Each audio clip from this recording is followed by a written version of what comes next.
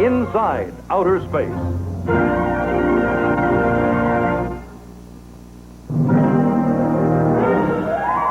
And now your host, Walt Disney.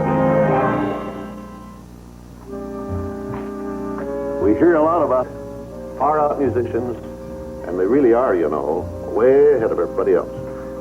Their songs had us flying all over the world when the Wright brothers were barely off the ground. So when you start hearing songs about something, you can figure that whatever it is, it's about to happen. Love is better the second orbit around. Jupiter baby, never on Venus. Come, Josephine, in my new X-15. When you whoosh upon a star, I found $1 million baby in a used rocket lot. The capsule goes round and round and so forth. Now, judging by all of this, we'll soon see the tired businessman blasting off to the moon for a few craters of golf. We got a little space music of our own cooking up. A little ditty we call Rocket Full of Dreams. Can we hear it, kids?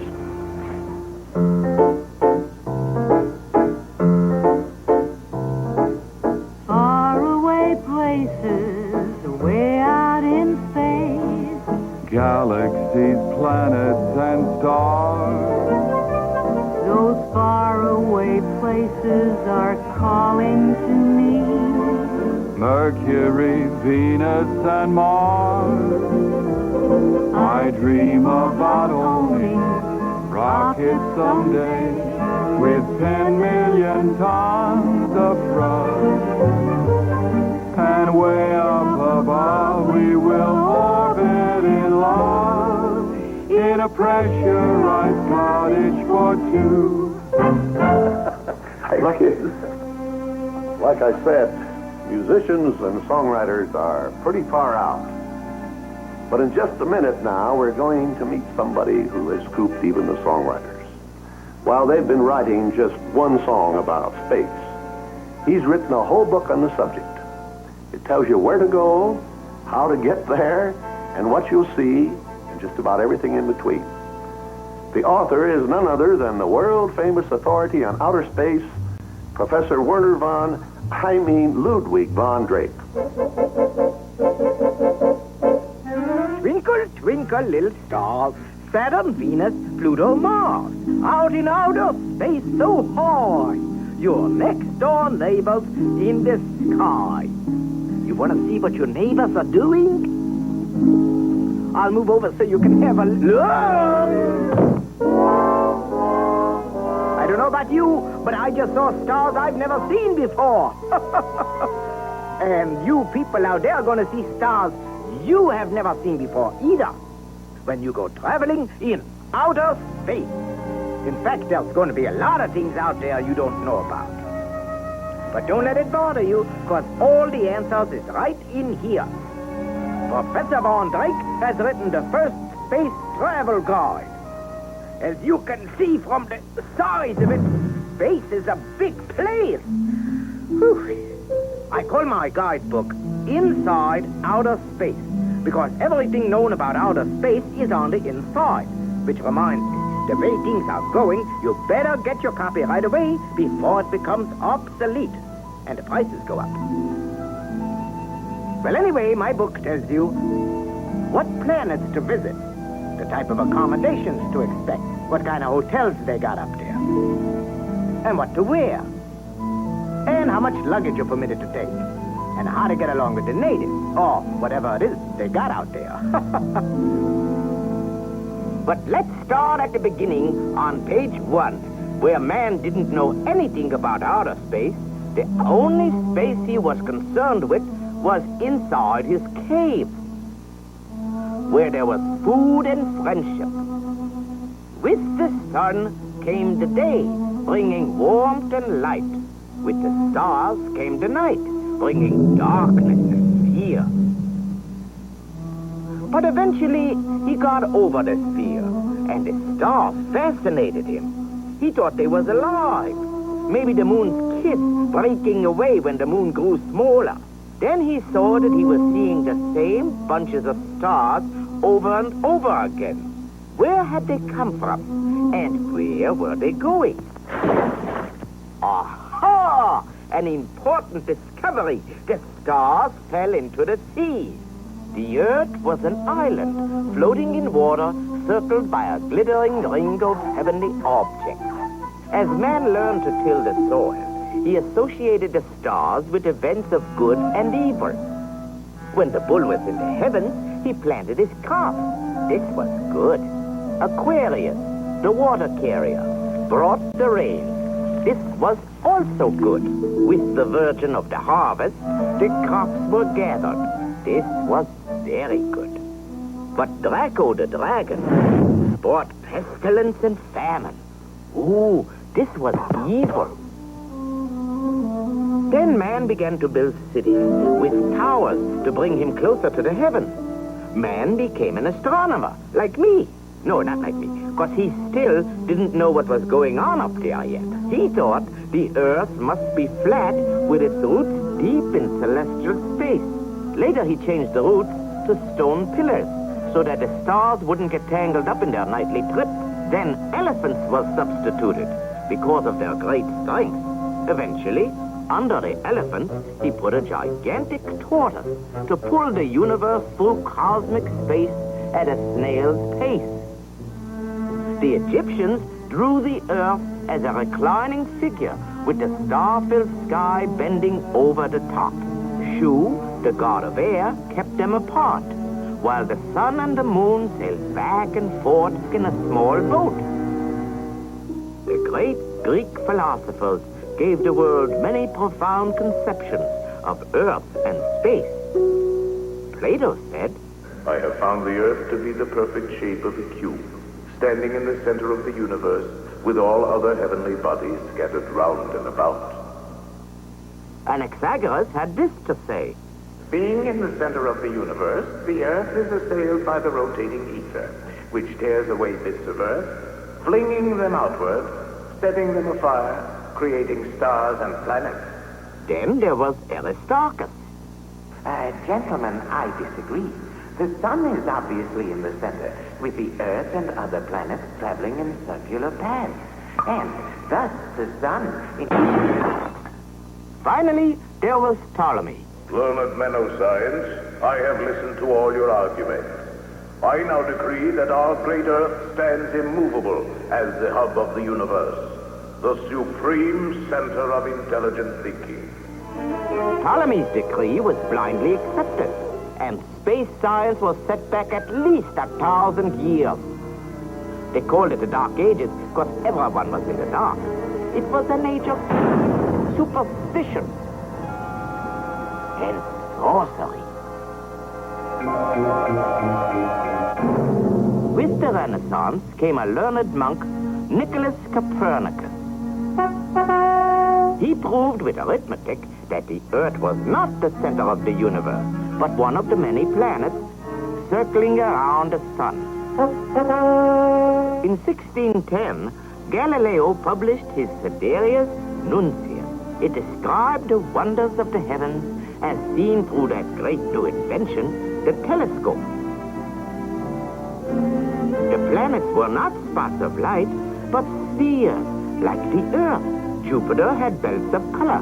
Venus had phases like the moon. Saturn had a gorgeous ring, and Mars was round and red. Galileo had finally straightened things out up there. Perhaps the most closely observed heavenly body outside of Jane Moonsfield is the moon itself. Now, this interest in the moon starts when we're just kids. Little kids.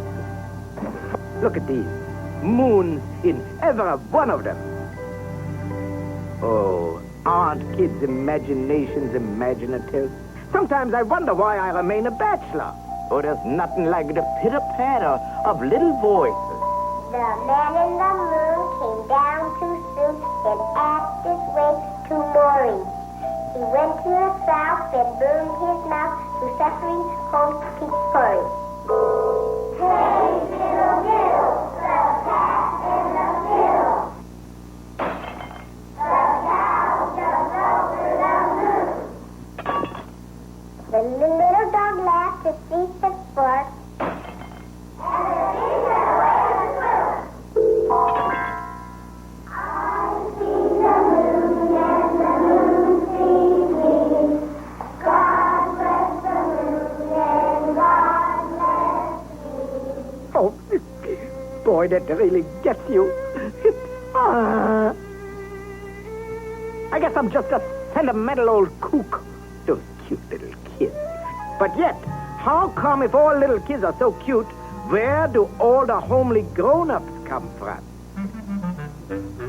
You know, the moon has inspired more songwriters than any other planet. Because it rhymes better than Jupiter, you gotta admit. I'm a songwriter, too. I write songs on the side, and sometimes on my Bach. Or on my Beethoven, for that matter. All right, I shall now decompose a romantic little love ballad about the moon. La la la dee ba ba ba ba. Oh, that's beautiful. Ah, see, you gotta find middle C. See, senor. Ah, that's it. Ah, see the moon, wrinkled like a prune. Ooh, that's terrible. That's gonna own the tune. All right, let's see, what should it be? It looks like a baboon. Ooh, where did all that monkeying around come from? All right, let's see. Loon, goon, June. That's it. Goon. That fits the tune. Love will bloom, and you will croon. Ba-ba-ba-ba-ba, ba-ba-ba-ba. They don't call me the Bingle for nothing, you know. Well, anyway, you get the general idea, didn't you? Oh, here is some advice. Always design the cover first. It's the hardest part. All right, take it, boys. I see the moon shining down on lovers, floating in a gloom. I see the moon on a sandy dune by a blue lagoon. All the hollyhocks in bloom fill the air with sweet perfume. Soon, pretty soon, love will bloom and you will croon. I see the moon, moon shines in June like a macaroon. I see the moon, we will sing it soon, rhyme it all with moon. Soon, moon, June and moon, there'll always be a honeymoon. Honey, honey, honey, moon, moon, moon. I see the moon, moon shines in June like a macaroon. I see the moon, we will sing it soon, rhyme it all with moon. Soon, moon, June and moon, there'll always be a honeymoon. There'll always be a honeymoon. Honey, honey, honeymoon, with Daniel Boone. There'll always be a honeymoon.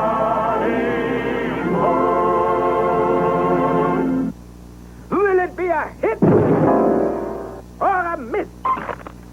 It's going to be a hit, 'cause it didn't miss. All right, now to get back to you space travelers. Let's take a trip to the moon. Through my telescope, of course.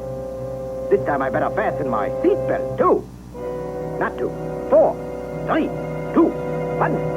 Fire!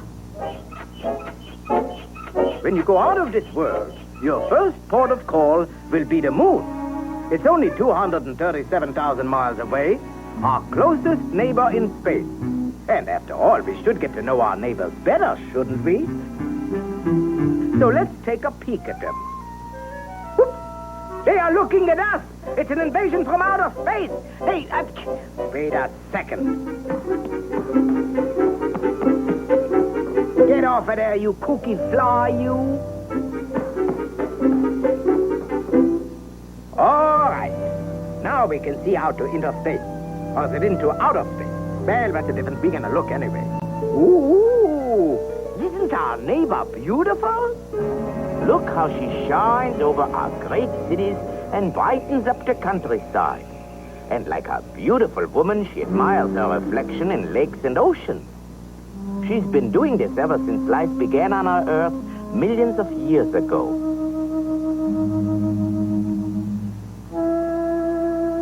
No wonder primeval man was attracted by the moon.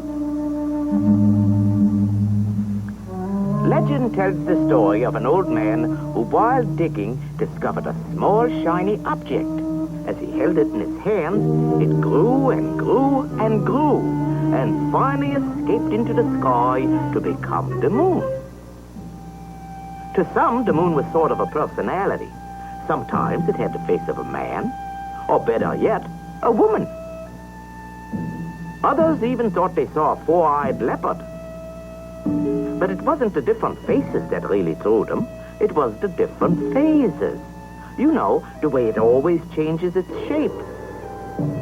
The ancient Hindus believed it was their god of night, slowly turning his lamp as he moved across the sky. The Aegeans, on the other hand, thought the moon was a silver shield, reflecting the seas and the mountains of the earth. Moon worship was an important part of many ancient religions. The Sumerians called the moon Nana, and the golden calf with crescent horns was a symbol of reverence. This is the Egyptian moon god, Thoth. He was the chief timekeeper of that time, you know. 12 times between the annual rise of the Nile, the moon grew to fullness. This gave Egypt one of the first lunar year calendars. And here is Diana, the Grecian moon goddess, who was such a beauty the Romans built a silver temple in her honor. Some primitive people were scared out of their wits by an eclipse.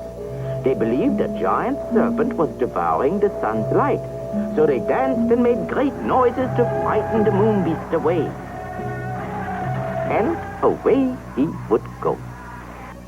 The author of the first book devoted completely to the moon was Plutarch. He said the moon was simply a smaller Earth, but unlike the Earth, its inhabitants were demons. This weird idea inspired one Lucian of Samosata to write what was perhaps the first science fiction story about a very strange journey to the moon in 160 A.D. A ship went sailing on western seas through the Pillars of Hercules. She sailed through a realm as dark as night, pursuing her course of lunar flight. The Moon King held his hand aloft and cried to far and near, Begone, ye earthling creatures bold. There are no women here. There followed upon the face of the earth a period called the Dark Ages. For centuries, the light of knowledge was extinguished, and only a fleeting mention of the moon was made. Moon. Then there was the great event of 1609, Galileo's telescope. After a close-up look at the moon, Galileo excitedly announced it as another world, complete with mountains and seas. When the astronomer-mathematician Johannes Kepler heard of Galileo's startling observations, he wrote a book about the moon called Somnium, or Sleep. In this very imaginative account, Kepler goes to sleep during an eclipse and is kidnapped by moon demons. Because they can't stand the light of the sun, they travel to and from the earth using the moon's shadow for a bridge. Here on the moon, Kepler awakes to see a fur-covered moon creature emerging during the cool of the evening.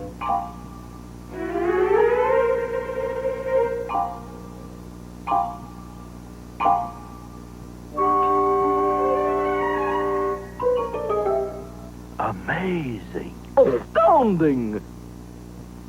Kepler's experience inspired the English Bishop Francis Godwin to write a book called The Man in the Moon. Anyway, his hero is a Spanish gentleman exiled on St. Helena who escapes by building a flying machine propelled by bird power. He realizes too late that these birds are a rare type that migrates all the way to the moon. However, the trip is interesting, and he finds that the moon's inhabitants vary in size according to their rank. Their only language is music.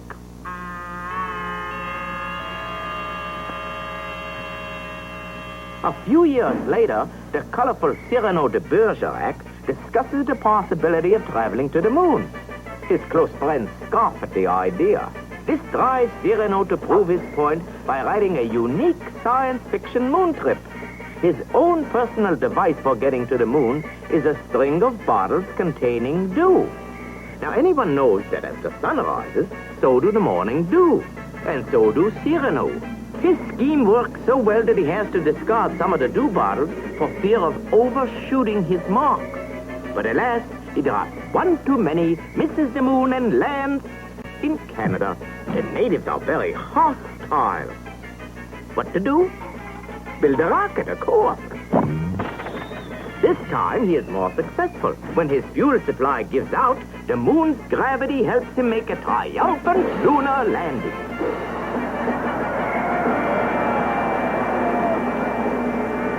In 1835, a sensational news report appeared in the New York Sun. Sir John Herschel, noted astronomer, has discovered life on the moon. The account stated that Sir John, aided by a powerful new telescope, observed fantastic rock formations, strange plants, and hairy man-like creatures with bat wings who walked about in a dignified manner. There was animals, too, grazing bison and one-horned unigoat who was very playful. However, this whole story was, it was just a lot of baloney by a nutty reporter, that's what it was. It was a complete hoax. A moon hoax. Here we see the leading characters in Jules Verne's trip around the moon. These adventurers are given a fraternal blast-off by the brothers of the Baltimore Gun Club.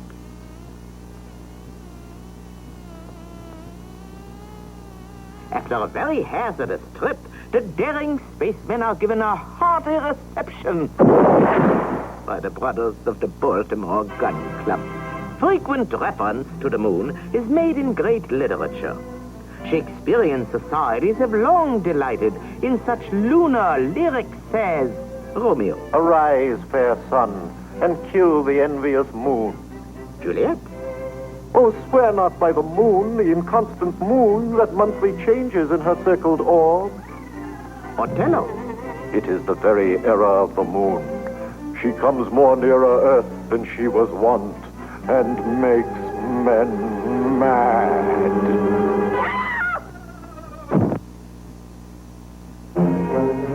The moon is the source of many odd beliefs and superstitions.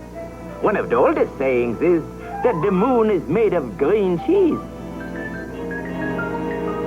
or that it is the resting place for all articles lost on Earth.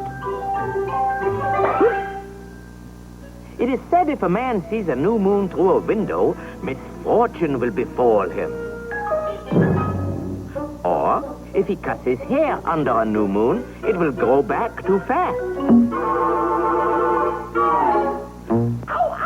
Meaning, a secret wish made to a new moon will come true. But it is unlucky to see the new moon over the right shoulder. A new moon is the time to begin things. This is a good time to get married, to build a house, and move into it. Caesar once said that the dark of the moon is a good time to start a battle.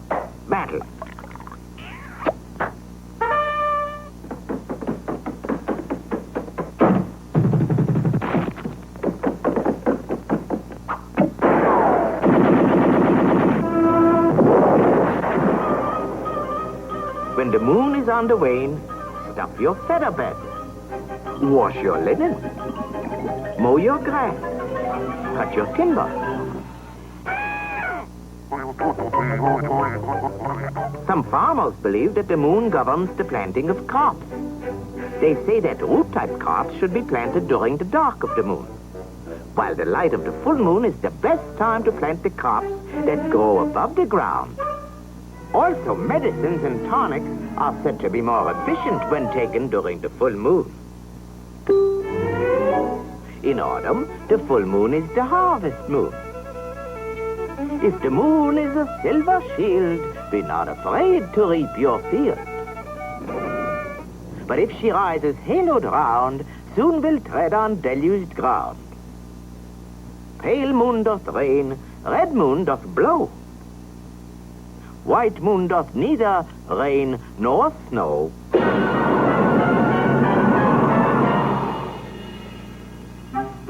It has been said that money exposed to the dark of the moon will increase as the moon becomes full.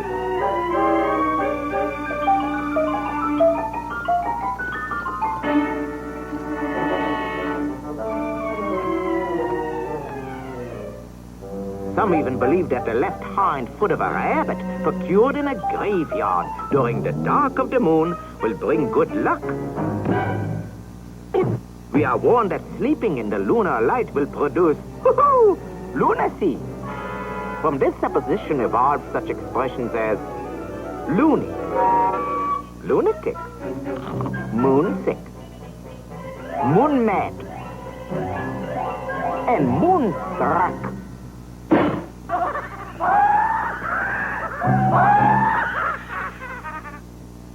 And now, for the most important chapter in my space travel guide. Now, which one is the most important? There are so many of them. Ah, yes, here it is. Spaceship etiquette. You know, before you can plant your tootsies on another planet, you got to get there first.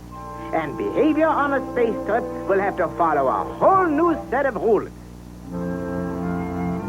Let's see how these rules will affect a typical Homo sapiens extraterrestrialis. Which means, as you all don't know, space traveler. And I guess a logical place to start would be at the takeoff. And boy, if you haven't done it before, it's going to be quite an experience when you are fired into space. You get an inkling of this when you are riding in an automobile. Step on the gas and you're pressed against the back of the seat.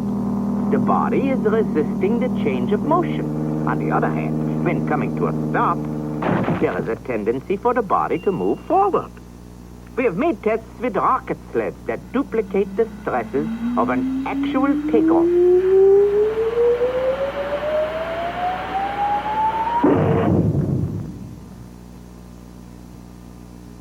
Here's another test using a machine that creates a centrifugal force.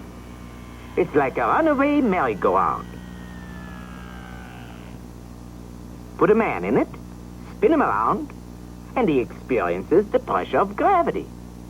More speed, more pressure. More speed, more pressure. The faster you go, the flatter you get. What a way to die.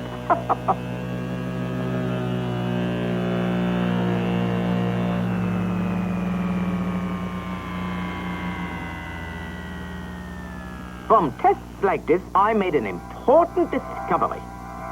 When a spaceship takes off, you gotta lie down. I don't gotta lie down because I'm not going.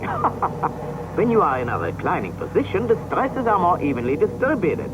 This makes it possible to stand pressures of over 9 times your weight as the spaceship blasts off. When the rocket engine finally stops, you'll face another problem. You won't weigh anything. In space, everything has the same weight, or rather, no weight at all. Man, a feather, a bubble, or a piece of iron all weigh the same.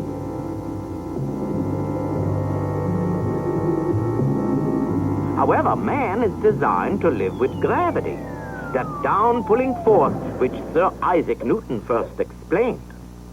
Any two bodies attract each other with a force which is proportional to the product of their masses and inversely proportional to the square of the distance between them. Or, what goes up must come down. Loud alarm signals sound throughout the nervous system whenever we are in danger of stumbling or falling. But weightlessness is not such an unusual experience. You feel it for a moment in a dive, on a roller coaster, in an elevator.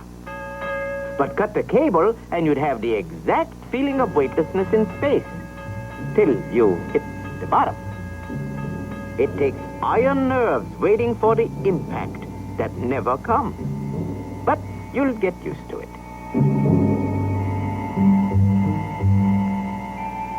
Just like you'll have to get used to the fact that up and down no longer exist.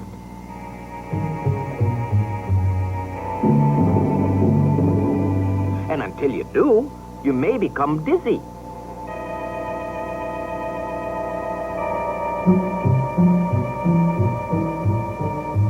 You got to learn to guide yourself only with your eyes. You beginners can combat dizziness by fixing your eyes upon a single object. I guess you don't object to this object. You know, a space traveler can't move like he does on the ground.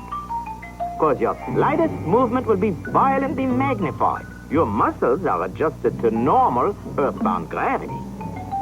Just remember these rules. In space, there's a tendency to spin. And the more compact you make yourself, the more you spin. So don't get compact, you nut you. Spread your arms and your legs and you slow down. In fact, after a trip or two, you should be able to dog paddle like a fish through the air. A flying fish.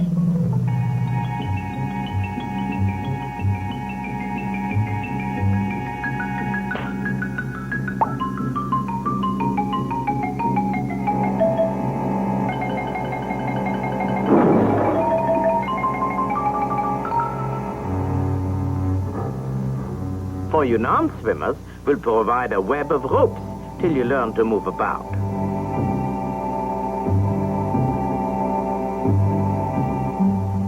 After all, weightlessness is something you are going to have to learn to live with. On Earth, the atmosphere protects us from dangers in space. But out there, it's different. For instance, your spaceship might bump into a swarm of cosmic rays. But don't worry about it.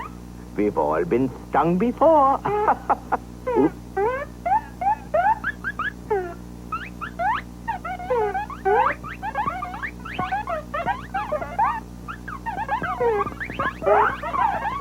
After all, there could be bigger problems, like a meteorite.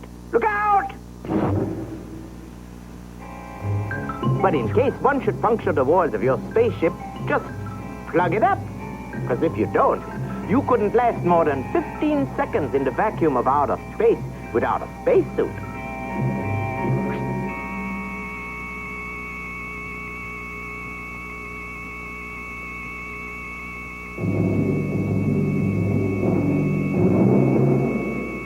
Besides, the intense radiation of the sun would barbecue you on one side and freeze you on the other.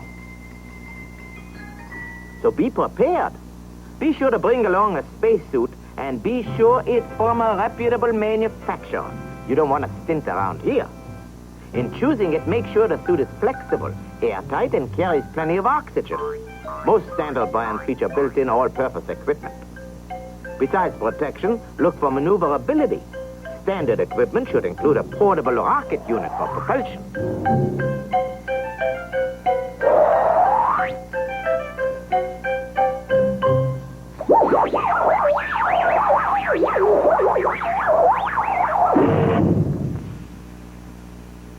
Action, reaction.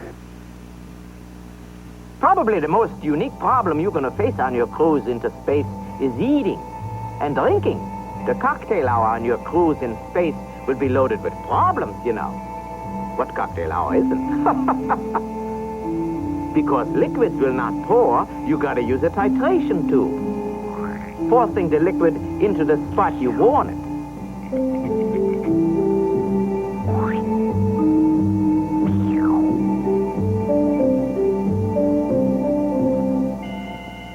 And unless that spot is leak-proof, it'll escape and float all over the place until everything is covered with a wet film.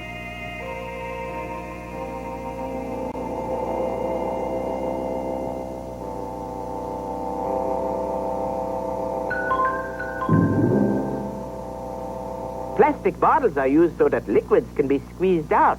Thank you, Mommy. Meals will be cooked in closed containers by radio frequency shortwave.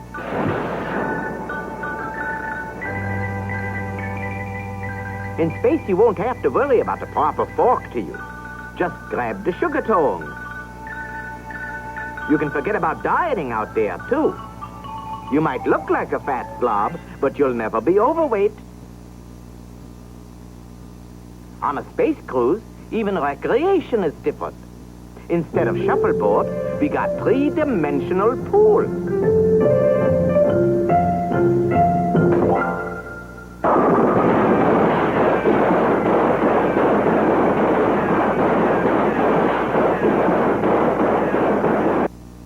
And so to bed, and another new experience. No mattress, no pillow, just a net to keep you from drifting in your sleep, like sleeping on a cloud, floating through the incomprehensible nothingness of space, with your mind free from the everyday problems down here on Earth. Because, man, you got enough to worry about up there in space. Up.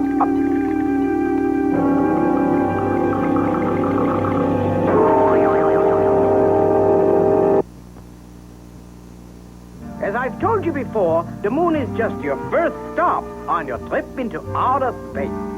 Beyond are many exciting spots to visit. There's Mars, Neptune, Venus, Long Beach. What am I saying? And don't miss Pluto. Ooh, it's a must. Of course, to visit those, you're going to need a longer vacation, like, say, a year or two or 3 or 4. But it'll be worth it. Jupiter, for example, has 12 moons. That's a lot of moonshine. They're handy for side trips. And you can travel around Saturn on space's largest freeway. The Venus out there is just as beautiful as the Venus down here. Mars is probably the most popular stopping place of all. So if you plan to visit it, you better get your reservations in early. You know, for years, people have been speculating about life on other planets. One of the first was the romantic Frenchman, Bernard de Fontenay. While walking with a young lady in a garden, he discusses with her the possibility of life on other worlds. She is delighted with the prospect of learning astronomy. The sun is a boiling ball of liquid gold. The inhabitants cannot see these riches. They are blind. Mercury is so close to the sun that the people are crazy with the heat. Venus is the planet of passion. People do not cook because they live on air, music, and love. The men of Saturn are very cold and miserable. They never move from the spot where they are born. Jupiter is so big that people never see or meet other people. Mars is very populated with luminous birds who do not fly.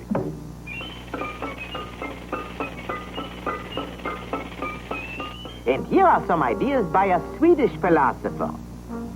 I try out my Swedish. The people of Mercury is very thin. They have tremendous memories.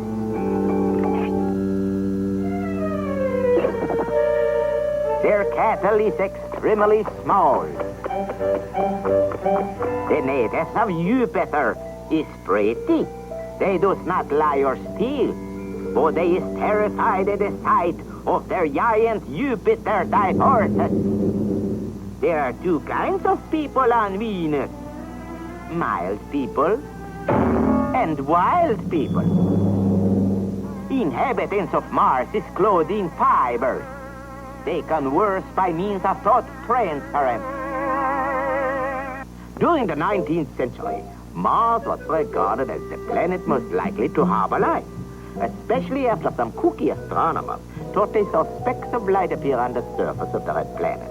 Many people believed these were attempts to signal the Earth, and plans were laid to build a gigantic mirror to return the friendly greeting. Kurt Laswitz thrilled the world with his story about a crew of Earthmen who are captured by a magnetic Martian spaceship. The Earthmen are taken to Mars. where they are wined and dined on tasty synthetic food. Where'd he go? There he is.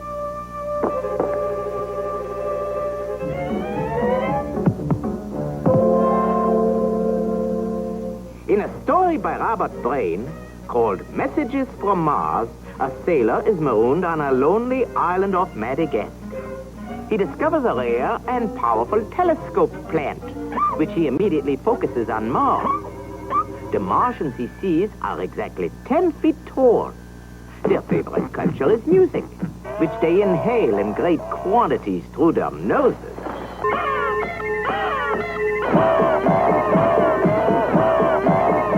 And as the 20th century dawned, H.G. Wells excited countless imaginations with his approach to life on Mars. In his War of the Worlds, he describes an invasion of the Earth by octopus-like creatures who is encased in giant fighting machines. With their heat rays and poisonous gases, they are quite invincible until they encounter the, guess what, common germs in our atmosphere.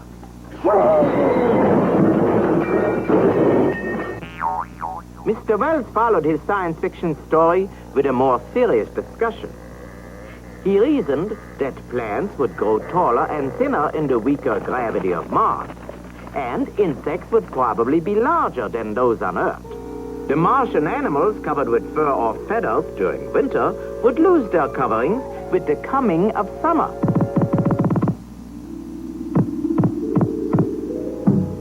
The people of Mars would probably walk on their hind legs, their barrel-chested bodies covered with a coating of down. Their ample craniums would be crammed with intelligence, and their trunk-like noses would be indispensable for feats of engineering. Where'd he went? Novelist Edgar Rice Burroughs supplied his readers with a complete Martian dictionary. Barsoomian, warlike people on Mars. Human bipeds with variegated color characteristics. Pants, Martian lion, dwells in Dead Sea areas. Is carnivorous, has 10 legs. Kalat, a pony-sized Martian dog with a frog-like head. Thoth, a dog-sized Martian horse with about 8 legs.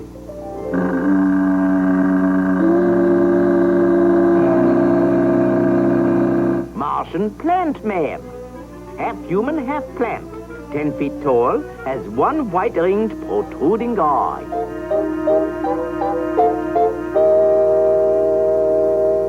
Oh.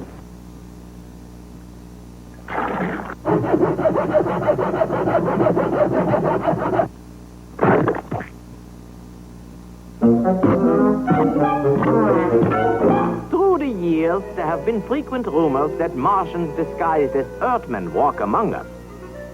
That's silly. These stories is perhaps strengthened by the thousands of reports of unidentified flying objects passing in an endless procession across our skies. Today, there's tons of junk written about life that is supposed to be on these planets. Look at some of these titles. True fantastic comics. Super horrible comics. Impossible science comics. Impossible is right. This stuff is so full of baloney. Come to think of it, I like baloney, though, so I think I'll take a little potluck. But you, boy, this one's going to be hard to swallow. Like all the others, it starts at an ultra-secret government space project. And the hero is a young electronics genius who is always busy formulating new laws of thermodynamics and astrophysics and how much is 2 and 3. The heroine is his secretary. Efficient, hard-working, and rather attractive. Of course, the villain is a mechanical robot from Mars. Naturally, what else? He's usually controlled by a mastermind whose appearance is so horrible we can't reveal it at this time. The escape device is a late-model electrophlegmatic flying saucer. The same old story plot, too. Concerns the lack of some precious element on Mars, like women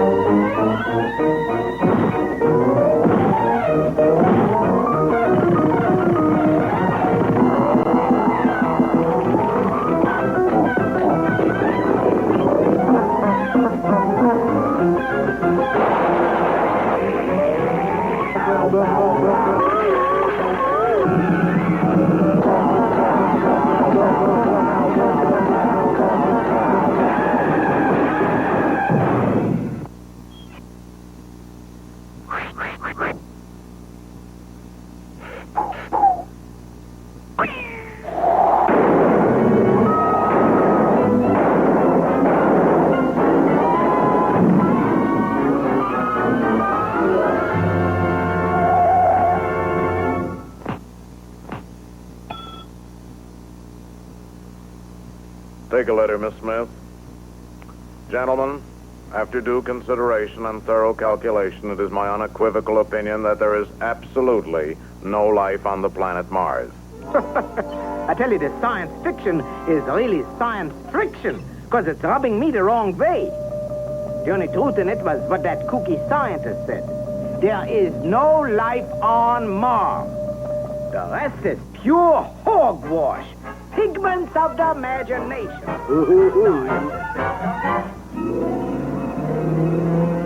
And I'll say it again and again, and I'll say it again. There are no such things as Martian monsters. So feel free to take the trip. But be sure to take along my space travel guide. Don't worry about the size. It'll be weightless in space. Bon voyage!